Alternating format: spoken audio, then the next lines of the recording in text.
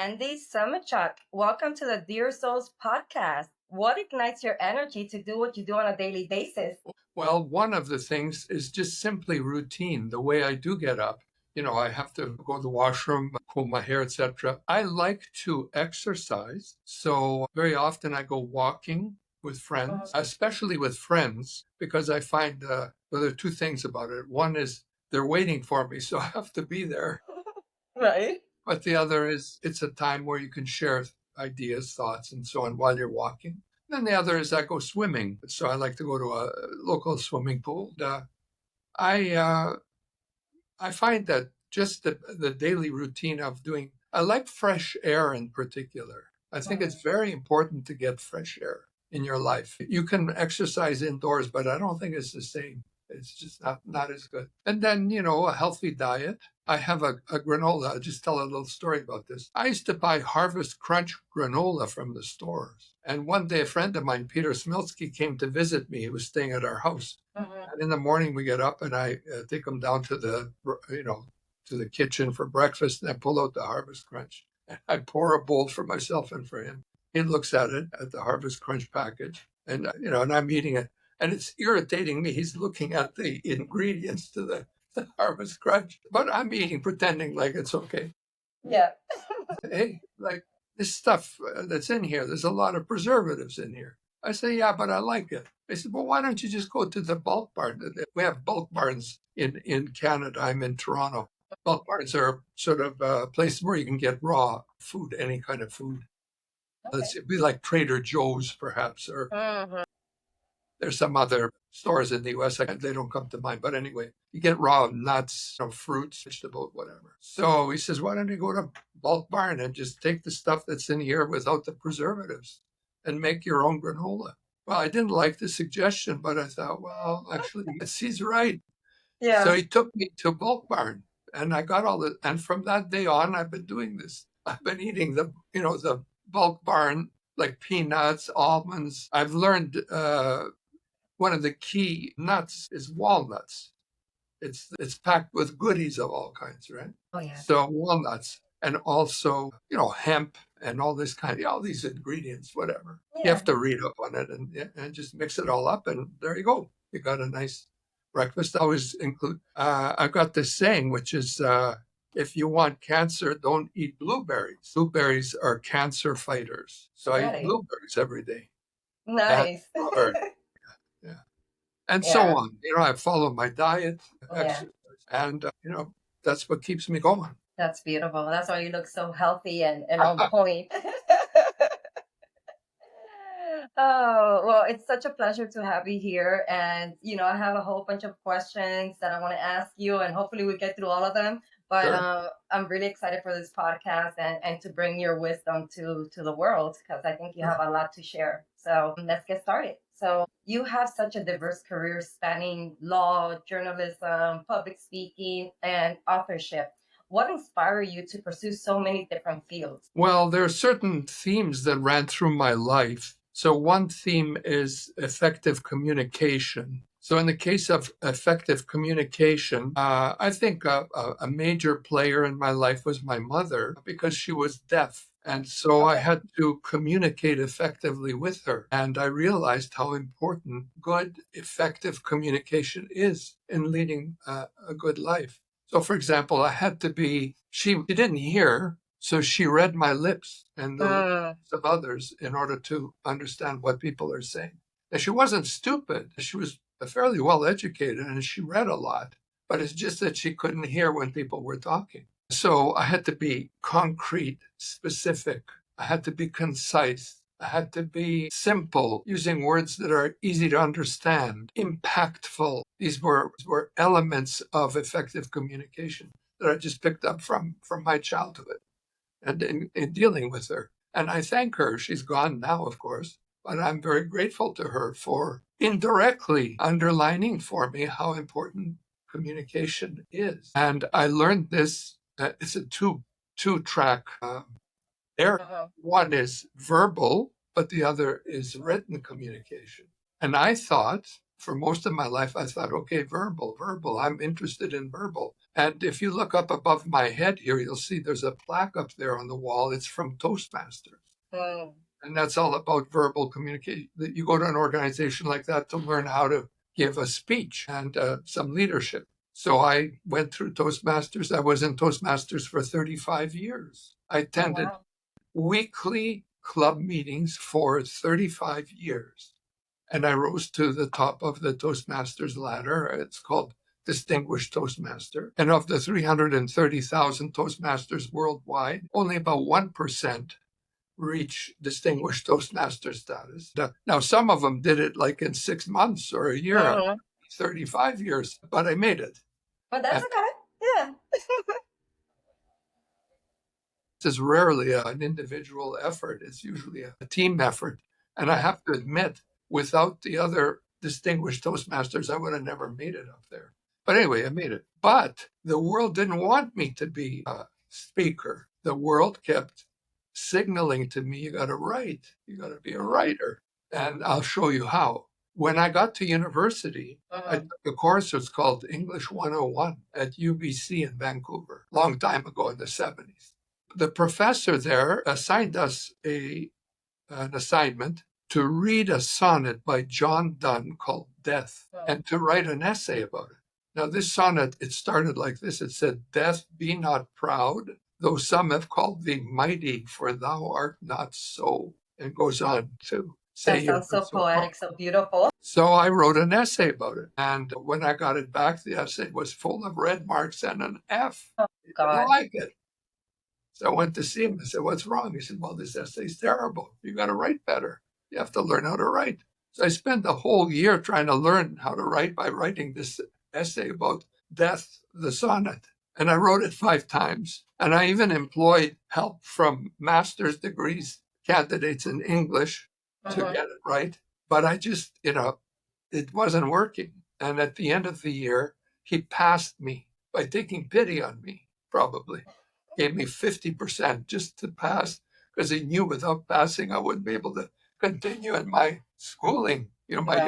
university. Well, today, if he learned that I write for Forbes, I've been writing for Forbes for 10 years. I've published 4 books. I'm a former correspondent. Mm-hmm. Roll over in his grave if he heard that I'm, doing what I'm doing in terms of writing. And indeed, the world didn't want me, as you can hear at the beginning. It said, Yeah. oh, no, you're no good. Yeah. But slowly, I wrote an article here, an article there. I published them in student magazines and newspapers. And, I studied how to write. And, there's a saying, if you want to be a good speaker, speak. If you want to Mm-hmm. be a singer, sing. If you want to be a dancer, dance. If you want to be a writer, write. Well, I wrote. But the secret ingredient was you have to learn how to write while you're writing. You have to learn how to speak while you're speaking, etc. You have to study it. So I Yeah. studied it. I was born in Canada, in Edmonton, Alberta. Mm-hmm. My parents came from Ukraine, which is under attack now. You may have heard of the war in Ukraine. Russia's invading Ukraine. They're trying to Yeah. invade Ukraine. Since they were immigrants, I became interested in the immigrant experience. Not because I Okay. was an immigrant, but because they were an immigrant. And Mm-hmm. I understood the immigrant experience. And that's how I ended up being an immigration lawyer. Yeah. But when I went to law school, I also thought, all these conflicts all over. I'm going to be a lawyer and I'm going to learn how to use the law to solve international problems. Because the problem is, I thought, these people don't know the law. If they only knew the law and I could write out the law, what is the law? They would all say, of course, we should stop fighting in Gaza, Exactly. in Ukraine, and elsewhere. The law says, and we should. Little did I know that these wars and all this unhappiness in the world is more than just knowing the law or following the law. I mean, there's human greed, self-interest, national interest, bias, emotions, Oh, yeah. everything involved. Yeah. So I had to learn the hard way that just being a lawyer is not enough. Mm. And but anyway, that tells you basically about where most of my stuff came from. That's beautiful. Thank you for that. And yeah, we're gonna touch up on those little different areas. I do have a question because I actually am mentoring a young lady. She's in her mid 20s, and she's back in the UK now. She comes from a very abusive background. Father, from a religious background, Muslim, very, very abusive. She had to actually leave to Canada on a visa, and now she ended up having to go back to Scotland because her visa expired. And, she's a beautiful young lady. She's got some mental health because of the trauma, and I'm helping her with some mentoring, doing some hypnotherapy, some stuff that I could guide her into being able to have a more brighter future ahead of herself. And she wants to do TED Talks. She Oh, really yeah. wants to public speak and all these things. And she actually, after she started her podcast for herself last week, and after I was done with her hypnosis, 2 days later she decided to post the podcast, and I thought it was so amazing. And I celebrated her. I said, you're so courageous, because even just at your age, to be able to leave your country, go somewhere else, and then things didn't work out for because of the visa, and now you're back to where you don't want to be, because you don't want to be anywhere near that abusive environment. And her mom is helping her and supporting her, and she's right now staying like in a hostel or something, some place where she just pays, I guess, weekly or whatnot. But my question is, someone with the background that she has, how can she educate herself, or how can she get back to maybe Canada, where she wants to be? What advice would you give someone like her that's going through something like that doesn't have a lot of support? Just maybe a mom that is doing things behind her husband's back to be able to support her daughter to not keep getting abused. That's amazing. That's not an easy question to answer. I know. Well, I look at it this way. When life is so confusing and everything is so troubling, you don't know where to start. I think the place to start is with your own body, and to make your body into the best body you can make it be. I think getting a sense of command over yourself through exercise and fresh air and good diet and so on means a lot and can make things a little easier to deal with. If you're not healthy physically and mentally, of course, as well, it's hard for you to deal with these overwhelming problems like the ones you're describing. Yeah. So, now I'm not a doctor. I can't diagnose people with mental illnesses and Yeah. how to treat them. One piece of advice is get, like daily, what are you doing about your body and how you are physically? And also, uh, emotionally and intellectually, etc. Now, the body needs good food in order to be healthy, good food. So if you're eating like Coca-Cola, ice cream, and, chocolates, your body, it tastes great, but Yeah. your body's not going to be very healthy over time eating that kind of a diet. That's the body. It needs rest, lots of rest, especially if you're going through trauma, which means good sleeping and also getting away from things. Walks in nature is a good idea if you're in this kind of a abusive environment. But that's the body. Now, the mind also needs nutrition. You need to feed. I used to work in New York at the United Nations, and I had an office like 3, 4 blocks from the UN. And every day I'd go to work. And on the corner, there was a coffee shop. And I would stop there, and there were 2 Jewish guys that were serving coffee and bagels and croissants and stuff like that. And this guy used to say to me every day, "You are what you eat. You are what you eat." That's true. He was a smart guy. Mm-hmm. You think what you read is another way of putting it. How you nourish your mind is how you're going to think. If you're reading comics and pornography, I'm not trying to make any moral statements. Exactly. Well, let's put it this way. I'm not attacking immorality per se. I'm just saying what you feed your mind will determine what you're thinking and how you're thinking and how effectively you're thinking. So in my case, I try to learn something new every day. And the way I do it is I listen to audiobooks in the car constantly. I never go anywhere without turning on a book, not a podcast. Podcasts are great too. I'm not going to criticize podcasts. Yeah, no, they're great nowadays. They're becoming really great because that's been part of my education too the last 2.5 years. Besides the books and all that, yeah, they're really good stuff out there. Yeah. But I do believe in books. If you don't have books in your life, there's a problem. Yeah. There's a problem. Good books. Now, what's a good book? That's up to you. It's your values that are at stake. You have to tell us what's a good book for you. What topic? It might be about flowers. It might be about music. It might be about science. It might be about physics, whatever, business, whatever you're interested in. But you got to ask yourself, what am I interested in? What's in my heart? What's crying out for nourishment? And read that. Now, if it's the Bible, start reading the Bible. If it's the Quran, read the Quran, whatever it is. I have a friend at our place where we live who's got the Quran going, an audio version of it. Day and night, he's the guard at our building. He's just listening to the Quran all day long. Nice. Works for him, works for me, sure. Whatever. So for this young woman, those are two elements, but then there's the emotional element. It needs nourishment too. Now, nourishment, like emotionally, when you're in trouble, often a thing you can do to help yourself is to figure out who needs more help than I do, who's in more trouble than I am. Go help them. Find out, listen, you go to any hospital, veterans home, there's no people, homeless people. Check out the world around you. And if you're feeling sorry for yourself, you find out pretty soon, oh my gosh, have I got it good? And I'd like to share a story about this from my own life where my mother lived through a miracle that I'd like to share with you. Sure. Yeah.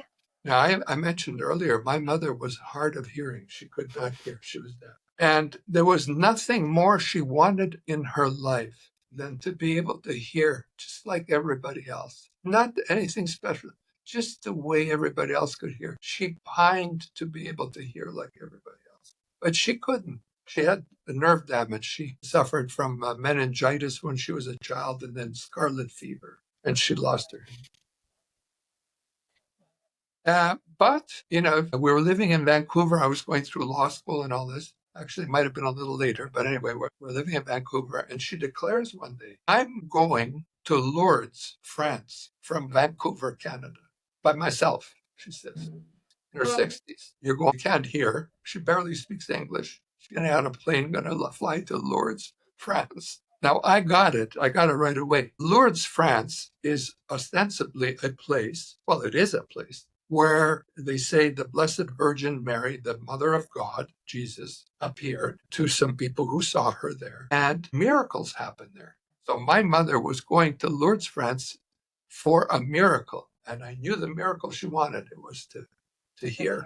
And the miracle did happen on that trip. She went to Lourdes, France, and what she saw was all these cripples, all these people who had all kinds of health issues and problems, a world full of people dying to get over their illness, disease, shortcoming, disability. And she saw that her disability was peanuts compared to the disabilities that she saw there of others. And she realized almost that she should be ashamed to complain about this disability. And she came back miraculously a different woman. Instead of being negative and always pining about, oh, I can't hear, I wish I could hear. She turned around. Her attitude changed. She appreciated what she did have. And this young lady that has got the trouble, that's serious trouble. And it's not her fault. It's not her fault. It's not because it's left her with some I guess some bipolar disorders and some other severe stuff, and it's very delicate because as I'm working with her little by little, I'm learning myself that I have to take it very easy and very loving. And I'm always telling her I'm here for you, and I am free of charge. I am not even thinking of charging her for anything because I felt called to help her in the best way that I can and being very gentle with her. And I feel for her because to be that age and to go through all that and to just want to get the heck out of where you're from, because you don't feel safe and now you're back there. It's not easy to go through something like that. Yeah. So just to address her a little bit more, coming to Canada for her, there's no ready and easy answer. The problem is she faces the same issue that millions of others come. Every day, there are people lining up at Canadian consulates in Paris, in New Delhi, in Beijing, in Hong Kong, in Moscow, and wherever, wanting to come to Canada. So the question is, what does she have to give to Canada that would make Canada say, yeah, we want you to come to Canada? See, she was already there and then her visa expired. I understand that. But she got a visa that expires. So now we have to pretty much start all over again. She needs to find what can she give Canada that would result in Canada saying, yeah, we want you. So for example, if she was a nurse, there's a crying need for nurses in Canada, or any therapists, including speech therapists, by the way, and others. But you have to train. You have to learn how to be such a. Right. I mean, there's a whole list of needs. Canada needs long haul truck drivers, for example. Right. It doesn't have to be a brain surgeon. You can be less than a brain surgeon, but still be eligible to come to Canada. Right. But basically, Canada's definition of who should come economically is someone with a master's degree in education, under 30 years or under, and who speaks English fluently or French fluently. Such a person would likely get picked to come to Canada. If you're short on any of those characteristics, it'll be that much harder for you to come to Canada. I don't know how she came to Canada. Maybe she was a student. I'm not sure. I know that she's had a hard time with work and certain things. Yeah. So if she was, if she was a student, maybe she'd come back again to study the same way she came last time. These are things we'd have to talk about. I assume to come to Canada or the United States, because I'm a member of BAR, both jurisdictions, there are 5 basic ways. I'll just go through them. One is a family-based application. If you marry someone from Canada, you could be sponsored. Or if you have a family member in Canada or the US, they could sponsor you to come. I take it she probably doesn't have that. Or maybe she does. Well, it doesn't sound like it. Okay. Second way is invest your way in. If you got a lot of money, there are startup visas. A lot of money is like 350,000 US dollars or more. Then you could invest your way in and maybe start a business and go up that way. In the US, they have a program that involves 800,000 US dollars for 5 years. It's called EB5. So invest your way in. Seems like not likely for her. Third way is study your way in, which means sign up at a college or university, get accepted, be an excellent student, maybe and get grants or scholarships, pay. Or if you can't, then you have to work and make the money and save and then go. So study your way in. It may be that's the way she came originally. I don't know, but that would be. I'm not sure how she got there. The fourth way would be claim refugee status. If you have a well-founded fear of persecution from the company or the country that you came from, on the traditional areas, a well-founded fear based on race, religion, ethnic origin, nationality, social status. If you have a well-founded fear, that would work. But you have to get to Canada to make the refugee claim, or you have to be abroad in a country beyond your citizenship for 1 year and get a refugee certificate from the UN High Commission for Refugees, and then find a way to be sponsored to come to Canada or the US. And then finally, work your way in. You can work your way in. But to work your way in, I've already mentioned, who they want is someone with a master's degree who speaks English, has at least 1 year of experience abroad, and has some kind of talent that's not available or in short supply in Canada. Those are the criteria. That's good information. I did forward her your website and your information so she could look over it and do some research and study on that so she could get a little bit more educated. I'll just say one last thing. Where there's a will, there's a way. If she's in trouble, read up how to get out of trouble. use ChatGPT and ask it, how do I get out of this trouble? What do I need to do? If she wants to come to Canada, read up, how do I come to Canada? And keep searching. And if the desire is there, the will, the doors will open. 100%, I believe in that. And that's one of the things that I'm focusing on her with the mentoring is getting her to a place where she's more mentally stable, more Yeah. focused, more certain about herself and her abilities. She's a very beautiful girl, very smart, very well spoken. She knows English very well, and I believe that she can bring a lot of great stuff as she realizes what she really wants to do with her life. Yeah. And I think that maybe one of the ways would be maybe through education. Maybe that's one thing that I'll speak to her about and see if maybe we could get her. Just one last comment about her. Yeah. Beware of who you hang around with because you become who they are. If all your friends are lowlifes that, don't have much hope and no education and sit around and smoke marijuana all day, Yeah. that's where you're headed. Exactly. So be aware of who you hang around with. And this is very valuable advice that I myself got from Zig Ziglar, I think it was. I love him. He said, I think it was him, or if not him, one of the other prominent speakers. They said, look, your life is such that you have to deal with people that maybe aren't that pleasant. It's just a fact of life. Your family members may be that kind.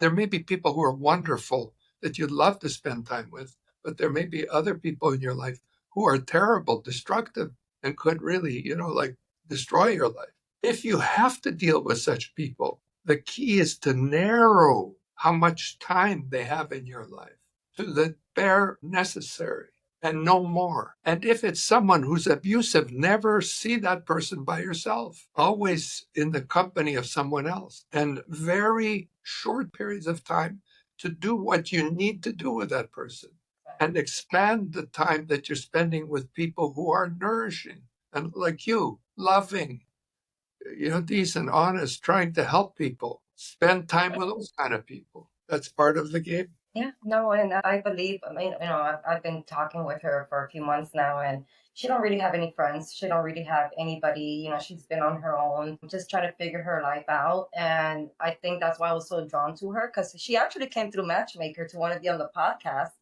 Oh yeah. And after talking to her for a little bit, I was like, let's get you to a point where you can actually come onto the podcast and actually give value to the audience, and let's work on you first. And she took it as, oh my God, yes, please help me, because I saw that she has a lot of talent. She has a lot of things that she could give. She just needs to center herself and be safe, because I think with her it's mainly having stability. She don't have stability. You know what I mean? Like for a couple of months, I didn't hear from her because she was between leaving Canada and going back to the UK. And we got back in touch this month, and just seeing how in a little bit of time, how me talking with her again and doing the little hypnosis on her and all these things are starting to shift. So I'm very hopeful for her, and I'll give her more information from you, and she'll listen to this podcast as well. Good. I think she'll be able to take some good insights If on you it. don't have any friends, read the book How to Win Friends and Influence People by Dale Carnegie. Now, a lot of people say, well, that's sappy candy. Why would you read a book like that? It's old and stupid. Well, in my case, I've read that book many times. And, he's right. To have friends, you've got to be a friend. You got to go out and be a friend to other people. Yeah, no, I'll definitely let her know, because I think that's what she needs, just a little bit of guidance, and then she'll be on her way to greatness. I believe in that. I really do.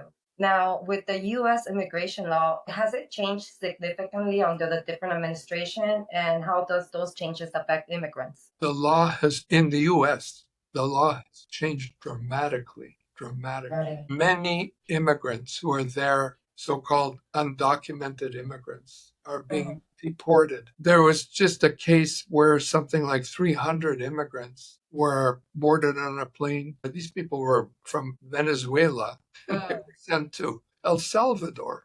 Oh my God. Deported to El Salvador as quote-unquote criminals. But there was an application made to a district court judge challenging this deportation. And he got to the point where the judge had to issue an order saying, stop the plane and bring it back. Wow. Mid-flight, because there were people on that plane who were not illegal. They were legally in the U.S., including one soccer player, just to name one person. Oh. In news reports, I've been following it a little bit. I think there are about 5 people who are now identified as people who were not or should not have been deported. Wow. But the administration ignored the judge's order and continued the flight and landed the flight. And so now it's up in the courts. I believe it's in the appeal courts today, or it was yesterday, saying, well, hey, wait a minute, what's going on here? You didn't listen to the judge's order. Yeah.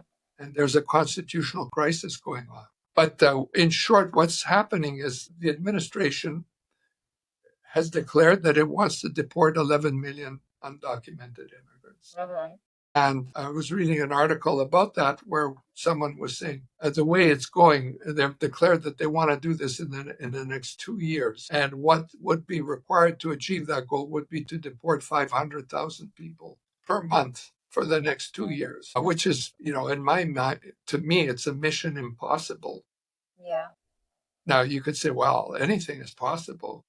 Mm-hmm. It's true, anything is possible. If you drop everything else that you're doing, everything, no more hospitals, no more highways, no more army. All you do is, okay, we're going to deport 11 million people. Maybe you could get it in 2 years. Right. But even then, it would be a tall order. The result is there's a lot of acrimony and grief, fear going through the immigrant communities in the United States. Upset, people don't know what to think or do and how to protect themselves. Well, this is insanity because all these people are, let's say, here in the United States, and they have, let's say, a job, a house. They're trying to figure out their lives. They're trying to, come up and do things right. And then they're being deported to another country that's not even theirs. Right. And then they lose everything. And what happens to these people? Who protects them? Yeah. Because obviously not us. You know what I mean? We're literally telling them, get the hell out of here. Yeah. You don't mean anything. You're not worth anything, because that goes down into, hurting the people even mentally. That could affect someone's self-belief, self-worth, all kinds of stuff. It could go down a rabbit hole of darkness that's insane. And I think that something needs to change, because I'm an immigrant. I came when I was 2 years old from Cuba. I came in the Mariel. I don't remember anything, but, obviously come from immigrant parents and grandparents and family members that we came. And we had a little easier back then, from my understanding, because we were granted our visa or our residency right away and all these things. And we have certain leeways that a lot of other countries don't. But we still struggle. We still went through a lot of things, especially on the way over here. My grandparents and my parents were telling me stories about, people falling off the ship and being eaten by sharks, and so much trauma and so many chaos. And then being in the Orange Bowl, in campsites, it was crazy stuff, but now things are getting even worse and worse, even with Mexico and all different other countries, and I feel for these people, because I'm like, if they're good, ethical people, if they're people that are coming here because they need a different life, a chance to maybe become successful or be able to raise their kids or just have a better lifestyle, something that where they could feel more safe. Why are we going against all that and wanting to deport these people that are not, they're not criminals? Yeah, that's a key idea there. Of the 11 million that are targeted, maybe 2 million are criminals, like undesirable people because of criminality or being deported or whatever. I don't think many people would oppose that effort to get rid of people who have been ordered deported or who were killers or rapists or murderers or whatever. Right. But it's not those people that we're talking about. It's the rest of the people that we're talking about. And, the principal argument made is, you didn't come to the United States legally. You broke the law coming to the United States. And for that reason, you should be deported. But when they're deporting, they're calling these people criminals, but they're not criminals. Yeah. People who come and overstay a visa, for example, are not criminals. There is a civil breach. It's similar to, for example, I don't know about you, but sometimes I drive too fast. And Mm-hmm. luckily I don't get caught all the time, but sometimes I get Yeah, caught when I it get happens. paid. Yeah, You know, that's a civil wrong. It's not right. It's a civil wrong. But I shouldn't have to pay with my life for a civil wrong. There should no. be a way for me to fix a civil wrong. A lot of these people are in that category. Now, some are people who came illegally to the United States. It's called EWI, entry without inspection. They swam across the Rio Grande and came into the country. Yeah, That's actually illegal. That's not right. yeah. That's, I think those kind of entries can be regarded as criminal. But even in those cases, if a guy's been around for, let's say, 10 years, and I think about two-thirds of these 11 million have been living in the United States for more than 10 years, and they've been working, paying taxes, belong to the church, helping the community, help Yeah. the Red Cross, make donations to charities. Mm-hmm. What do you want from these people? They build up the equity, the rights by Yeah, virtue of what they're doing. that's And true. over time, things have to shift. Maybe in the beginning it was not right. But over time, after 10 years, maybe a time has come where you got to say, well, yeah, there's got to be a way for these people to regularize themselves. Well, the argument will be, well, these people didn't come legally, and there's people who didn't come because they weren't allowed to come legally. Right. Well, people who came, who applied legally at the time that these people came, are probably all in America already Mm-hmm. years later. And those people who didn't come because they were illegal, they're not in America, so we don't worry about them. And as for these people who are in America, been here 10 years, but came illegally across the border, you got to say, well, okay, look, we got to punish you, maybe a fine. Mm-hmm. We need some sort of restitution for your wrong, maybe 500 hours of community service. Right. You help the Red Cross, you go to the hospital, help the ill people, help seniors, and record for 500 hours your help to Mm-hmm. earn it, to earn the right to be able to apply to stay in the United States permanently by paying the fine, by paying Right. your taxes if you haven't paid, by giving community service, something along that line, and work it out. Now, will that stop people from coming across the border? Maybe not. But the border is an issue. The way I describe the border is this way, that the criminal justice system does not catch every criminal is no argument to say it's no good and we should abolish it. Yeah. That every immigrant illegal that crosses across the southern border is not caught is no reason to condemn our efforts at trying to block people who are coming improperly into the country. We should do a better job of blocking those people. Yeah. But I don't think that we have to block or deport people who have made a life, like you say, in the United States. Yeah. Yeah. Because they've been here 10 years. And like you said, they've been part of a church community. They've been paying their taxes. They've already paid their dues. Yeah. Why are you going to, try to get them to go back to the country or even find them? To me, it's like, okay, you already guys pay your dues. You're good. This is what, like you said, maybe 500 hours of community service, whatever that looks like, something that is Yeah. not so crazy. And here now you have your papers, now you're legal. Thank you for being here. And Yeah. because at the end of the day, to be quite honest, Andy, a lot of the workers here in the United States, they either come from Ecuador or Mexico or, and they're the ones that are building our homes. They're the ones that are doing I our know. landscapes. They're the ones that are actually doing the hard work Yeah, that yeah, we Americans are not willing to do. exactly. And then we want to kick them out of our country. And Yeah. to me, that's insane. Like, really? So once we kick all these people out, are we willing to do that kind of job? Or are we going to now have to go into like having robots do the kind of job that they were doing? That's You know what I exactly mean? the problem that's being faced right now is Yeah. kick out all these farm workers. Now nobody's doing the farming work. And now all the food is rotting because nobody's collecting. It's a disaster. It is. I honestly think that our government, with all due respect, is backwards. They do everything backwards. Everything is slow back, like if it was back in the 1800s. Nothing is being upgraded. There's no humanity in any of this. It's all like we're not even human beings. We're animals. We're Yeah. being treated like we're not worth anything. And that, I don't think that's good. I don't think that's good for humanity. I don't think that's good for our souls. I don't think that's good to even show up as people wanting to live a good life. We're so judgmental, so always wanting to just judge other people and put them down just because they're not Americans or they're not Canadians, or we're all human beings. We all have rights.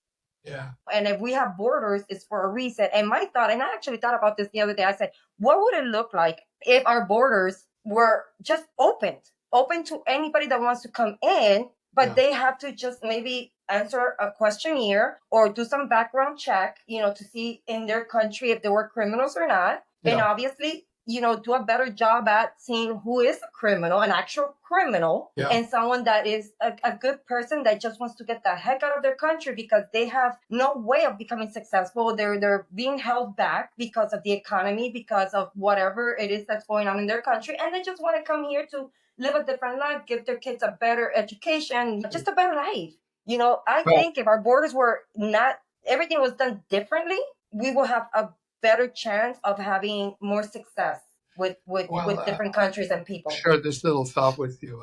The reason why people are coming from South America to the United States is because life where they are is very difficult. Mm, So part of the challenge is to make the life there easier so people don't have to pick up and come to the United States.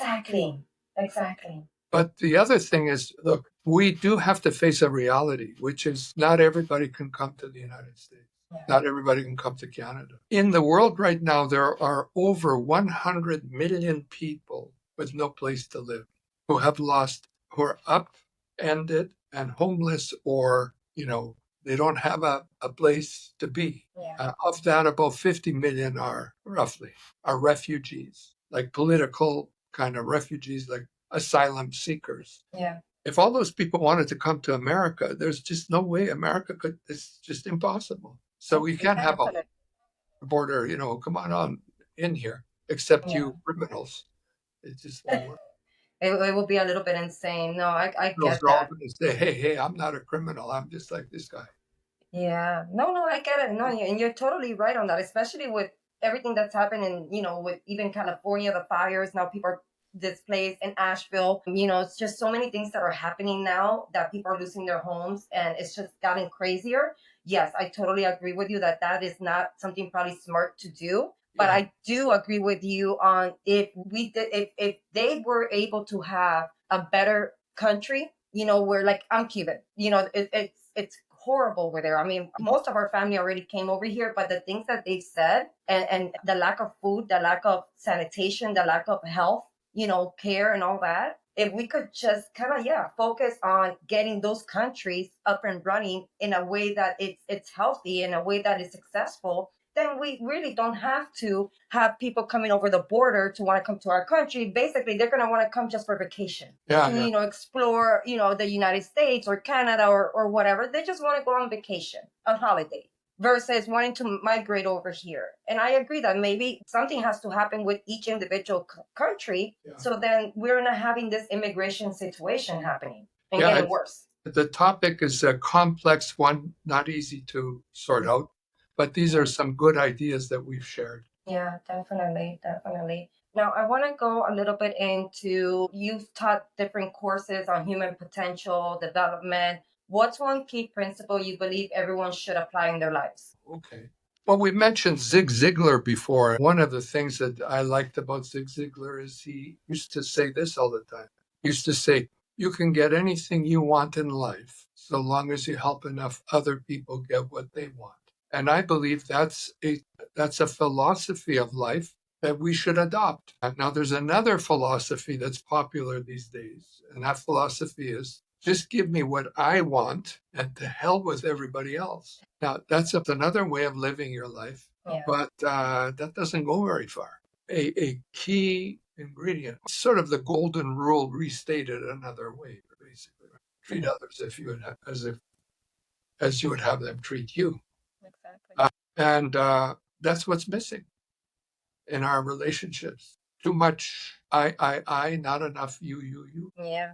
Yeah, no, I agree. And I think a lot of what's missing that I think it's starting to turn around because I myself was never, into religion or anything like that, or even understood too much of spirituality. And, the last 2.5 years, I've been on my spiritual journey, kind of got forced into it by getting really sick and almost dying again. Well, So I was kind of forced into really tapping into my spiritual journey because I've understood that everything in life is spiritual. And if we don't have some sense of spirituality or why we're here, this is why we have so much chaos in the world. And one of the things that I've learned, and right now I'm studying Kabbalah, and Kabbalah is not a religion. It's just, something that's been around for I think over 400,000 years, and it's universal.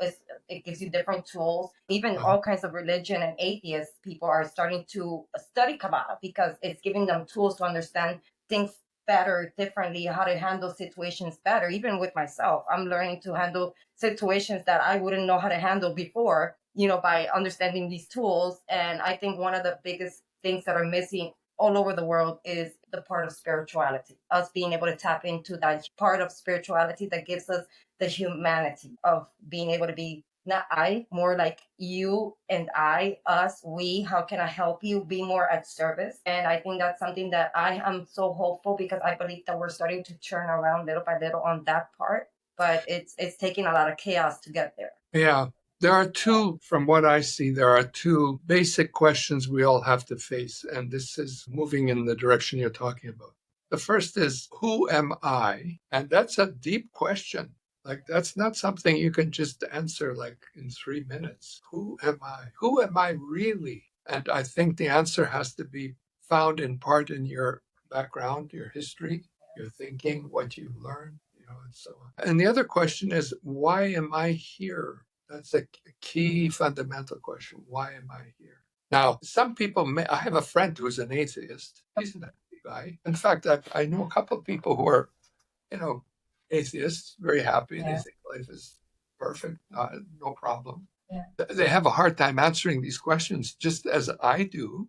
And I Uh-huh. believe the answers they're trying to find are spiritual answers, Yeah. but they Yeah. don't see it that way. They No. it's just sort of philosophical. Yeah. Now, there's I think Christians have this belief that part of the road is grace from God. You have to have grace from God in order to believe. So maybe they don't have the grace from God. I don't know. Yeah. I've never met or talked to God directly, so Yeah. I don't know.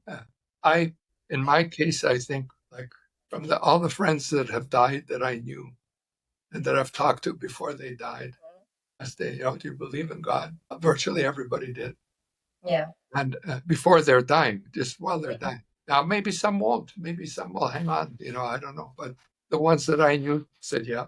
And do you believe you're going to heaven? Yeah, I believe I'm going to heaven. I expect a life after death. Uh-huh. So, in my case, that's what I believe. Now, my sort of way of getting around this is I've traveled to the Holy Land. Beautiful. I've seen Jerusalem.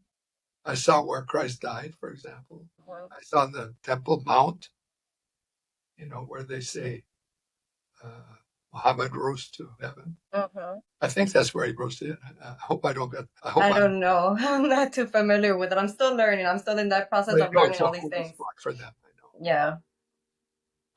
And etc. Guy was here. He said, "Look, I'm God. Like follow me." So I'm trying to follow him. Yeah. That is to say, I'm not running around, Yeah. professing my faith, etc.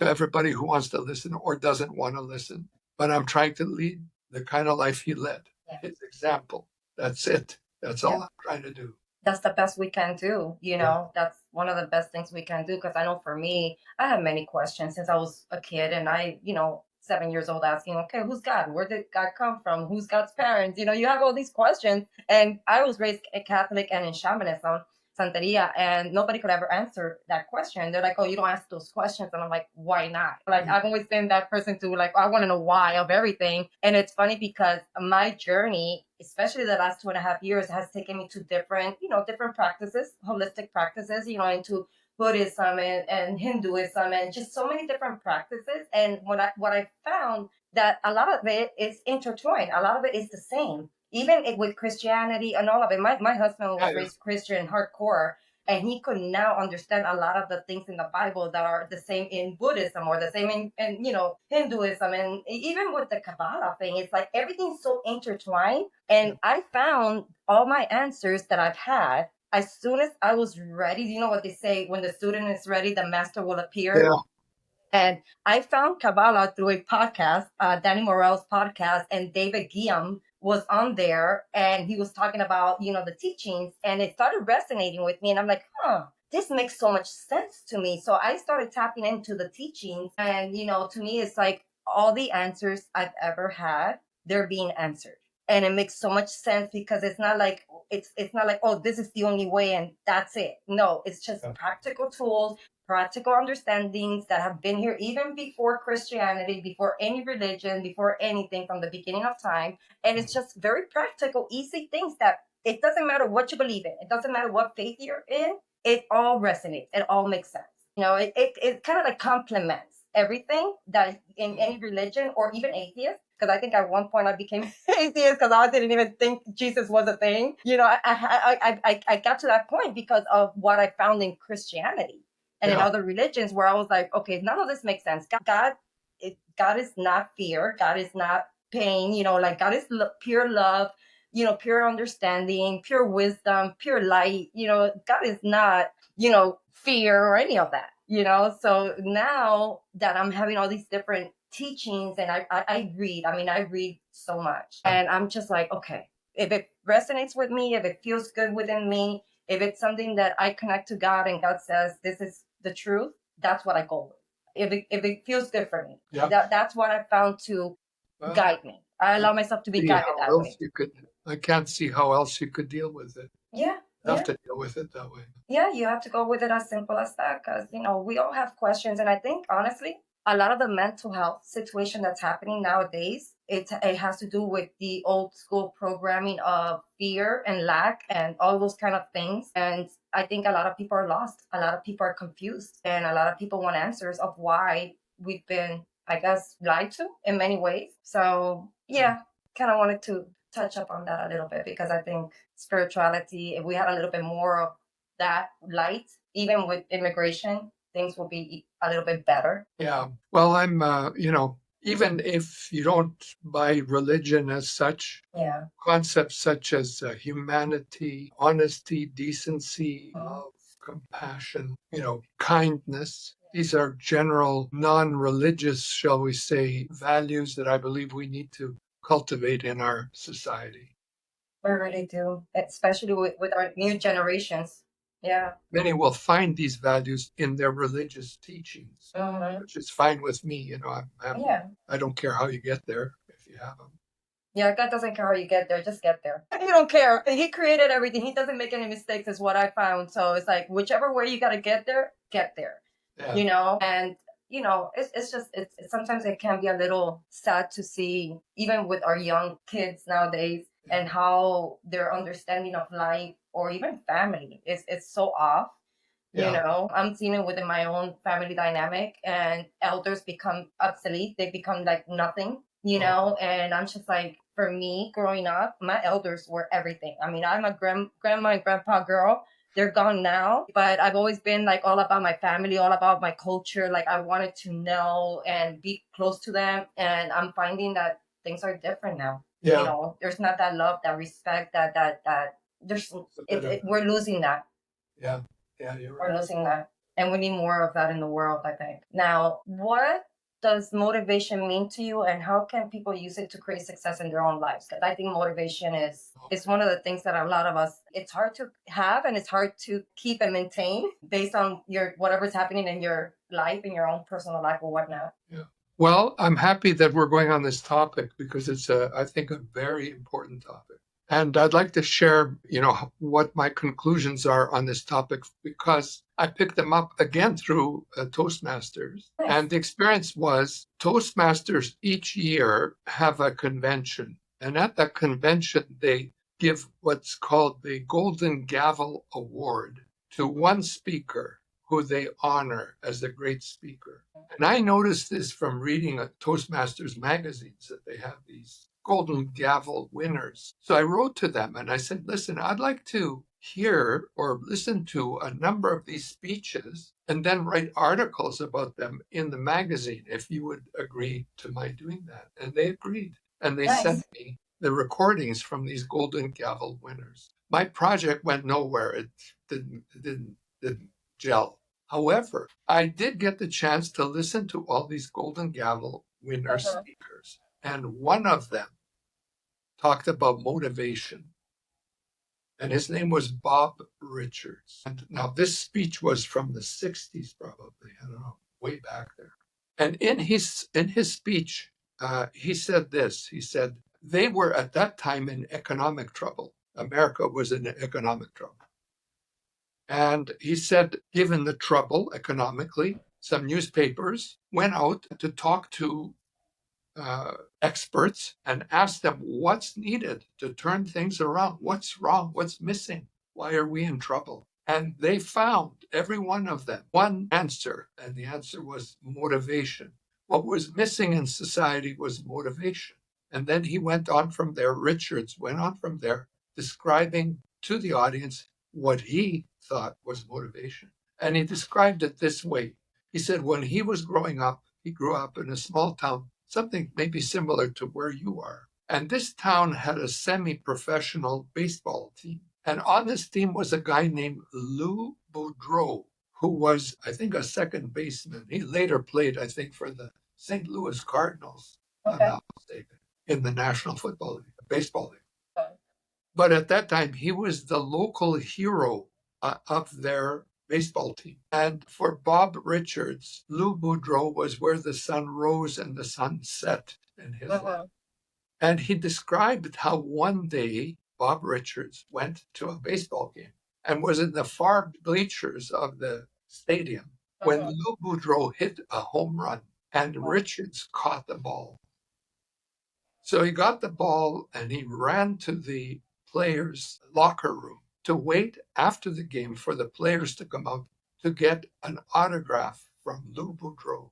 So he was waiting in the lineup with a bunch of other kids, and the players started coming out, and finally Lou Boudreau was coming out, and he was going down the line talking to all these kids, and he finally got to Richards, and Richards related the following conversation. He said, Lou Boudreau said to Richards, hello, and who are you? What's your name? And he said, Bobby Richards. Nice to meet you, Bobby. And what are you going to be when you grow up? And Bob Richards said, I want to be a famous baseball player. And Lou Boudreau said, that's wonderful, Bobby. I can see it in you. One day you're going to be great, Bobby. And Richard said that those words meant so much to him, to hear his mentor, his idol, say, one day you'll be great, Bobby. That was motivation for him. And then he went on to describe what he felt was motivation. And the description was this. He said, motivation is painting a larger picture of the life of a person than the picture that the person holds for themselves. And the moment of motivation is when that person clutches onto that larger picture and adopts it for their life. That's beautiful. That's it. Wow, that's it. Yeah, because when you don't have any kind of motivation, I know I've had great careers. I've met amazing people, and then I've gone down the rabbit hole of depression and anxiety and panic attacks, and I had no self-belief, no self-worth. I mean, I went down a path that, especially after my grandmother passed away, and this was me creating, I created a business, and I worked very hard through all this going on in my life after a car accident that near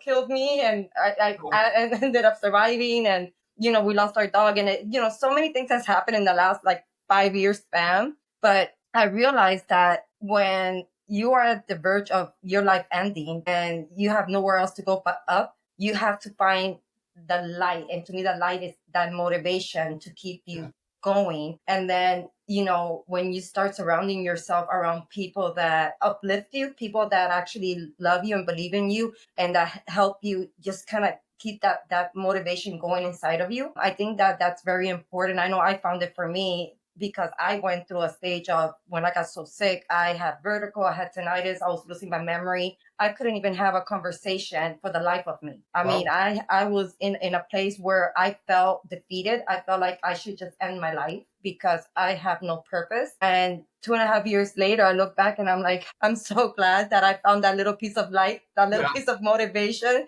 to Oh, heal myself, and just to get to where I'm at now. And the podcast opened up last year. It's been 10 months. And it was through a friend of mine, telling me that my guides were telling her she needs to get on a podcast. She needs to speak. She needs to open up her throat chakra because she has a lot to say. She didn't survive that accident just because, she has a lot to give in this world. And it was really hard because I had stage fright. I didn't believe in myself. I didn't think that my voice needed to be heard. I went through so many limited beliefs to now being here with you, with the guests that I've had. And I'm so grateful because I've met so many incredible people that are helping me even shape my own reality right now.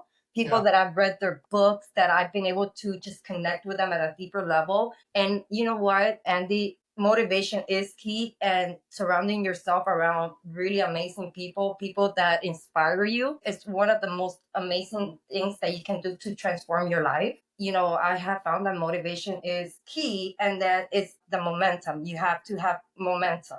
That's another one. And that one's really hard to keep because you have ups and downs, you have family situations, you have work situations, you have things happening in your life, that can steer you off in another direction. But if you're if you have conviction within yourself that you're strong, that you have a purpose, and that you are bringing light to the world, I think that keeps that motivation, momentum going within ourselves. Yeah, So let me see. I have a few more questions. We're almost getting to the end of our episode here, yeah. and it's been so great. A lot of great information here for the audience. Now, what advice would you give a young professional trying to manage money, time, and work-life balance? Because that is not easy. Okay. Well, you're touching on something that I wrote a book about. It's called The Unprofessional. This is a copy of the book here. Oh yeah, I know you wrote like 4 books. Talk to Yeah. me about that. Yeah. So, in my career as an immigration attorney, lawyer, I've helped a lot of people, over 10,000 people with various problems.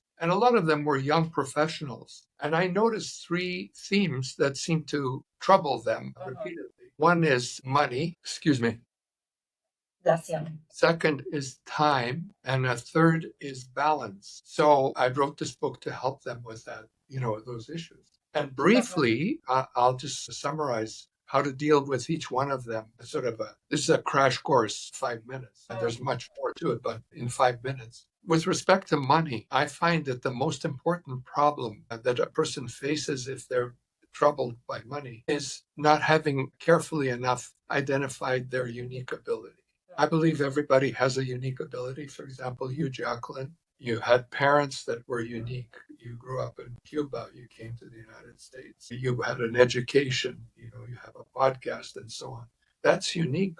That's different than everybody else. Yeah. I had my parents. I had my education and so on. So the question boils down to, and it ties into the previous conversation about those two overriding philosophical questions. Who am I and why am I here? So, who am I? And that answer will give you your unique ability if you define it right. You can define it right. A way of defining it is to identify answers that make sense. So, for example, what am I good at? Einstein was phenomenal at physics. There's nobody better than Einstein. Maybe, I don't know, Newton, maybe. But Einstein is the best. But if you gave Einstein a baseball or a basketball and said, "Come on out on the field, let's play," or in the gym, he'd be pathetic. Right? Yeah. So, but he identified what his unique ability was, and he stuck to it, and that's why he was so great. He was working in his field, and one of the identifying factors is passion. If you have a passion for what you're doing, that's part of unique ability. If when you're doing it, time races by and you think, it's been 20 minutes and you look and it's been 2 hours, that's a signal, that's a unique ability. That's where you belong. I talked earlier about the world telling me, no, we don't want you writing or talking. We want you writing. The world comes into play here. Your unique Yeah, ability has to be recognized by others. But if the world is telling you, write, Andy, write, it's time for you to write, Jacqueline. If it's time for a podcast, it's time for a podcast. exactly. Yeah, That's unique ability. Now, if you're in your unique ability, it's impossible to compete with you. Someone else cannot compete in your unique ability because that's it's true. unique to you. It's easy for you. For someone else, it's hard. Like Yeah, for me, physics is very hard. But for Einstein, physics was simple 1, 2, 3 yeah. because he's in his unique ability. So that's unique ability. And since it's you're passionate, you're willing to devote a lot of time to it, and so on, you can't help but get good results, meaning money. Mm-hmm. So that's the first question. Second question is time. How do I get more time to pay attention to things that really matter? That's a question of priorities. And the most important measure or tool that we can use to deal with priorities is the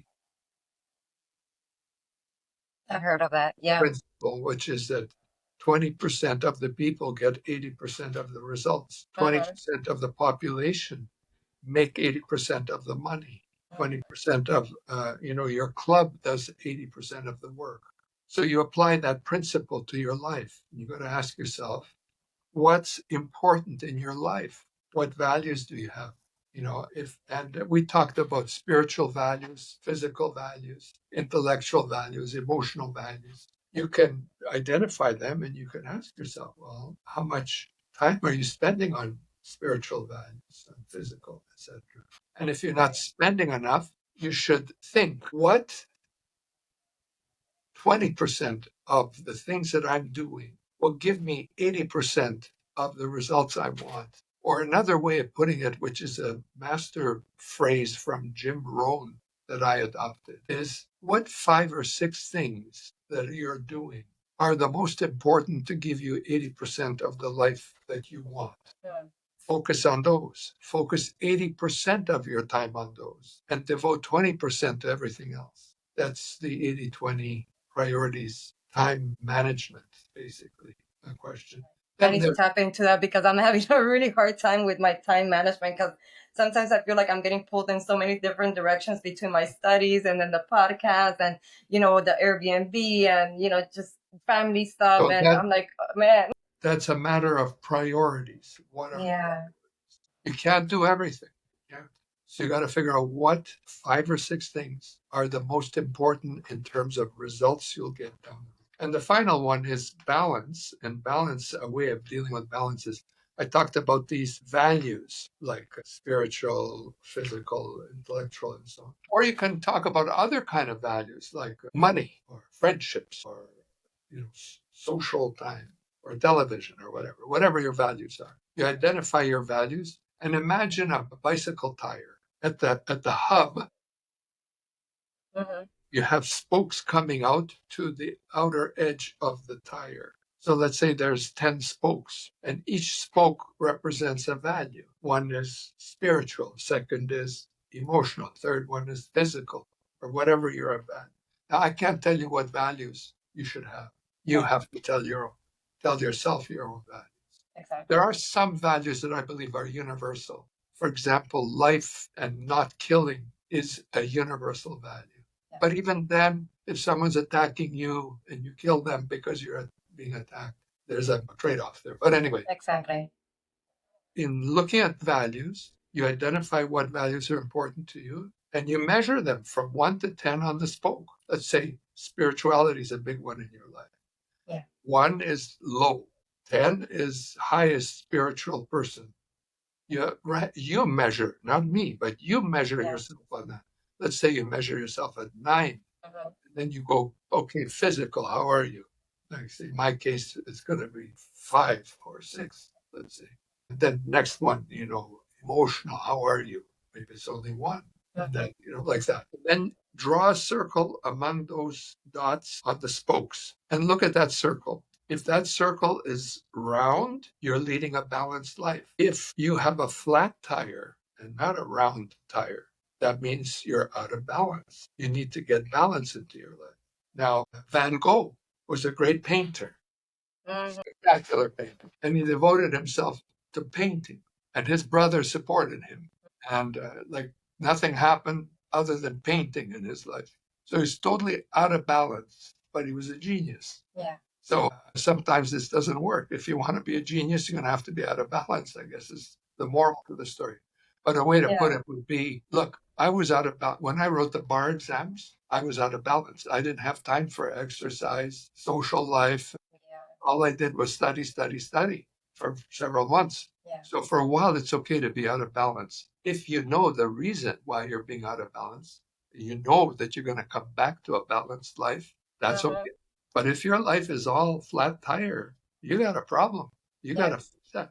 No, I agree with you because I mean, looking back in my own personal life, and now I see that I have more balance than I've ever had in Yeah. my life, and more clarity on where I'm going and what I want to do with my life, and all those things. Totally makes sense. And I love how you gave me that visual because I'm a visual learner as well. So you gave me that visual, that tire visual, which I'm gonna tap I, into that and do my own little evaluation because I know for me now my main things spirituality it's so big in my life because it you know it's helped me to find myself and bring in balance and more clarity and health because I had to heal myself naturally, not through doctors or anything. They couldn't find what was wrong with me or they couldn't help me or anything, so I had to go the holistic route and tap into my own energies and my own stuff to learn to heal myself. Thank you for that visual because I'm gonna tap into that. I'm actually I want to get your book and some other stuff that I need to get myself sure. back to centered. But thank you for that. Now, what's one piece of wisdom you wish you had learned earlier in your life, in your career, that you could give someone advice on right now that you would have done better back then? Well, in reflecting on my own life, I think one of the things I did was undersold myself to myself, Uh-huh. meaning I didn't have the confidence that I should have had in my thinking and my thoughts. And at times when we were debating ideas on what to do at a given Right. moment, I didn't pursue my idea as faithfully as perhaps I could have. So I shortchanged myself. And if I had to do it again, I would try not to shortchange myself. I think a lot of us do that. Yeah. Because we don't have maybe some guidance or any understanding of how life works. And you Yeah. know, thank God nowadays we have ChatGPT and we have so many great things that That's there's right. no excuse to not have information. But back in your time, back even when I was growing up, you had to open up an encyclopedia or you know you had to ask someone or hopefully meet a mentor, someone that had great information. But there's no excuse nowadays to No, not. Yeah, yeah. There's so much information out there now that yeah, if you're lazy you're not going to find anything. true. So That's true. yeah, now we're at the end of the show and I always like to ask three closing questions. For question number one, if you could give one message to someone who is struggling with their immigration journey or feeling lost, what would it be? Study the area, use your computer skills and study skills to learn as much about the area as you can. Because even as a professional who advises people on immigration, I don't know your life and I don't know everything about you. And there may be things I don't know about you that you can find that will open the door for you. So getting to be on top of immigration wherever you want to go is one of the key skills you're going to need in order to make it. Beautiful. Now, what's next for you on your journey? Is there any upcoming projects, books, anything that you're working on right now that you want to share with the audience? Well, I have a diary that I've kept since 1975 in my life. So every couple of weeks or whatever, I write notes. And right now it's all handwritten format. So a project I have is to digitize it and then to try and write a book, something along the lines of, what I learned in my life and share the ideas that I have in that book. Beautiful, like a memoir. Yeah. I encourage just a thought on that. If you're not doing a diary, start today. Yeah. Let your life go by without a diary because you forget. Yeah. As an example, I'll ask everybody who's on this podcast, what did you do 3 weeks and 2 days ago? Can you recall? I Not can't. if you don't write it down. No, it's impossible. That's why it's Yeah. important to have a diary because your life will go by like a freight train. And all of a sudden you'll have nothing to remember because That is it'll all very be true. forgotten. Yeah, yeah, that's true. I try to journal as much as possible. Sometimes I get woken up at 3, 4 o'clock in the morning and I just go into meditation and then I just journal and I try to write down whatever messages, whatever comes through so I can, Yeah. just use them later on. Yeah, beautiful. Thank you for that. Now, where can our listeners connect with you and learn more about your work? I work for Pace Law Firm, PACE Law Firm. Our website is pacelawfirm.com. I also have a website called myworkvisa.com where I list all my books if you want to find out about my books. My books are available on Amazon if anybody wants to get a book. Beautiful. Thank you for that. Now, thank you so much for joining us today and sharing your incredible insights. Your journey, your expertise, and your passion for storytelling, immigration, and global affairs have been truly inspiring. To our listeners, if you enjoyed today's conversation, be sure to subscribe, leave a review, and share this episode with someone who might benefit from it.